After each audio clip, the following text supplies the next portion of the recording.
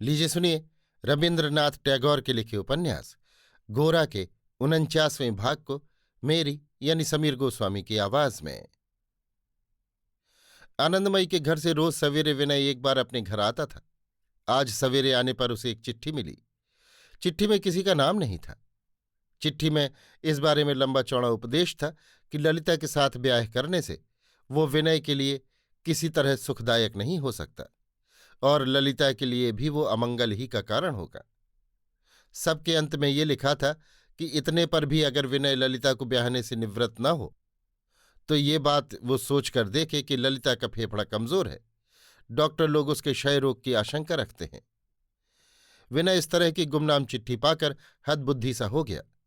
विनय ने कभी ख्याल भी नहीं किया कि झूठ मूठ भी ऐसी बात की सृष्टि हो सकती है। कारण ये तो किसी से छिपा नहीं है। समाज की बाधा के कारण ललिता के साथ विनय का विवाह किसी तरह नहीं हो सकता, किंतु ऐसी चिट्ठी जब उसके हाथ में आकर पहुंची है तब समाज के बीच इस संबंध में निस्संदेह बहुत अधिक आलोचना हो गई है। इससे समाज के आदमियों के निकट ललिता कितनी और कैसी अपमानित हो रही है, ये सोचकर विनय का मन चंचल और दुखी हो उठा। उसके नाम के साथ ललिता का नाम खुल्लम खुल्ला समाज के लोगों के मुंह पर रहता रहा है। इससे वो बहुत ही लज्जित और संकुचित होने लगा।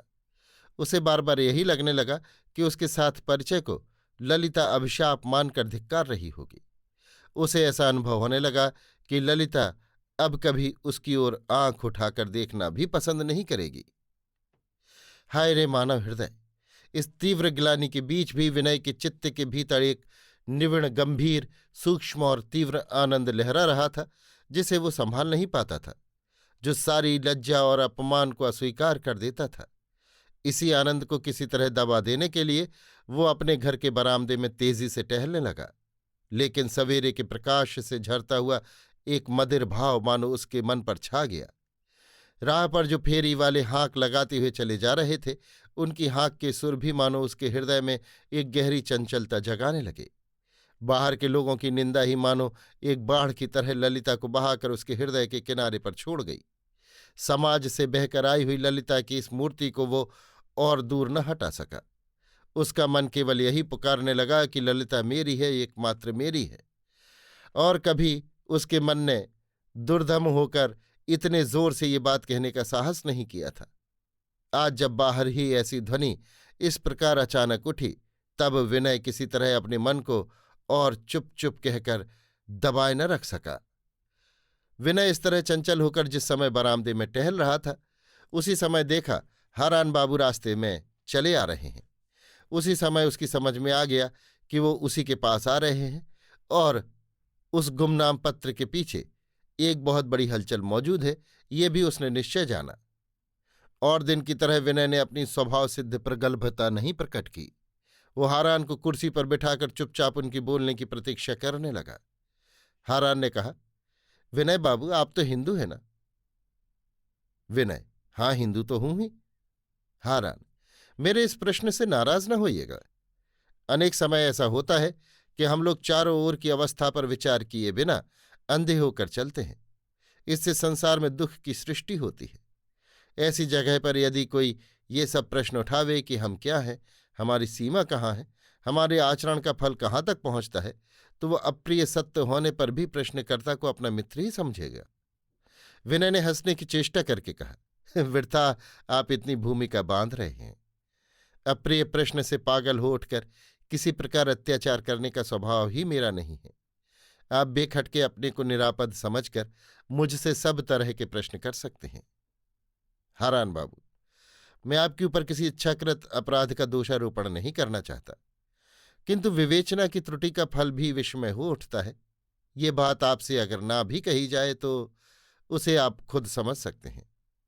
विनय ने मन ही मन विरक्त होकर कहा, जिसके कहने की आवश्यकता नहीं उसे भले ही आप ना कहें, अब असल बात जो हो वही कहिए।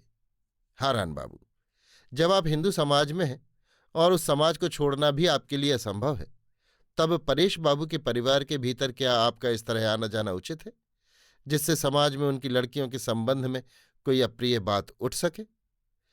विनय ने कुछ देर गंभीर होकर और चुप रहकर कहा, देखिए हारान बाबू, समाज से आदमी किस घटना से कौन बात पैदा कर लेंगे, ये बहुत कुछ इनके अपने स्वभाव पर ही निर्भर है। उसकी सारी जिम्मेदारी अपने ऊपर मैं नहीं ले सकता। परेश बाबू की लड़कियों के संबंध में यदि आप लोगों के समाज में किसी प्रकार की आलोचना का उठना संभव हो, तो उसमें उन लड़कियों के लिए लज्जा का विषय उतना नहीं है जितना कि आप लोगों के समाज के लिए।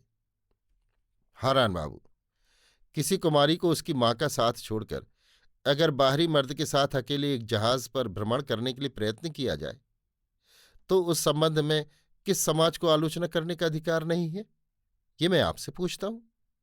विनय, बाहर की घटना को भीतर के अपराध के साथ आप लोग भी अगर एक ही आसन दें, तो फिर हिंदू समाज को छोड़कर आप लोगों के ब्राह्म समाज में आने की क्या जरूरत थी? सो वो चाहे जो हो, इन सब बातों को उठाकर बहस करने की कोई जरूरत मैं नहीं देखता। मेरा क्या कर्तव्य है, सो मैं खुद सोचकर ठीक करूंगा। आप इस संबंध में मेरी कुछ सहायता न कर सकेंगे? हारान बाबू, मैं आपसे अधिक कुछ नहीं कहना चाहता। मेरा अंतिम वक्तव्य यही है कि आपको इस समय परेश बाबू के परिवार से दूर रहना होगा, नहीं तो अत्यंत अन्याय होगा। आप लोगों ने परेश बाबू के घर के भीतर प्रवेश करके केवल एक अशांति पैदा कर दी है। आप लोगों को ये खबर नहीं है कि आपने उन लोगों का कैसा अनिष्ट किया है। हारान बाबू के चले जाने पर विनय के मन के भीतर एक वेदना शूल की तरह चुभने लगी। सरल हृदय उदार चित्त परेश बाबू कितने समादर के साथ उन दोनों को अपने घर और परिवार के बीच बुला ले गए थे। विनय ने चाहे बिना जाने बूझे ही इस ब्राह्म परिवार में अपने अधिकार की मर्यादा का पद पद पर उल्लंघन किया था, फिर भी उनके स्नेह से वो कभी वंचित नहीं हुआ। इस परिवार के बीच विनय की प्रकृति ने एक ऐसा गहरा सहारा पाया था जैसा उसे और कहीं नहीं मिला। इन सब से परिचय होने के बाद से विनय मानो अपनी एक अलग और विशेष सत्ता को पहचान सका है। जिस परिवार में उसे इतना आदर, इतना आनंद, ऐसा आश्रय मिला, उसी परिवार के लिए विनय की स्मृति ऐसी हो जाएगी कि हमेशा कांटे सी चुभती रहे।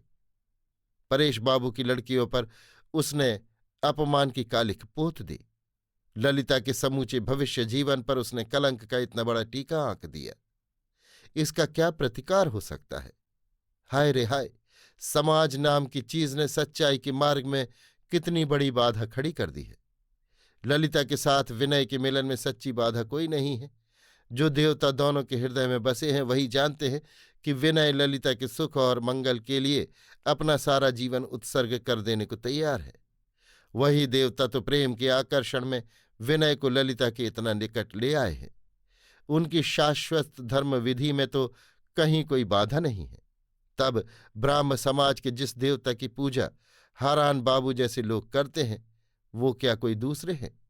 वो क्या मनुष्य के चित्त के अंतरतम के विधाता नहीं है? ललिता के साथ उनके मिलन की राह में कोई निषेध अपना कराल मुंह बाए खड़ा हो और वो केवल समाज को ही मानकर मानव मात्र को प्रभु का आदेश न माने, तो वही निषेध क्या पाप न होगा? लेकिन क्या जाने, ललिता के लिए भी ये निषेध ही बलवान हो। फिर शायद ललिता विनय को। कितने संशय हैं, कहाँ इनका हल मिलेगा? अभी आप सुन रहे थे रविन्द्रनाथ टैगोर के लिखे उपन्यास गोरा के 49वें भाग को मेरी यानी समीर गोस्वामी की आवाज में।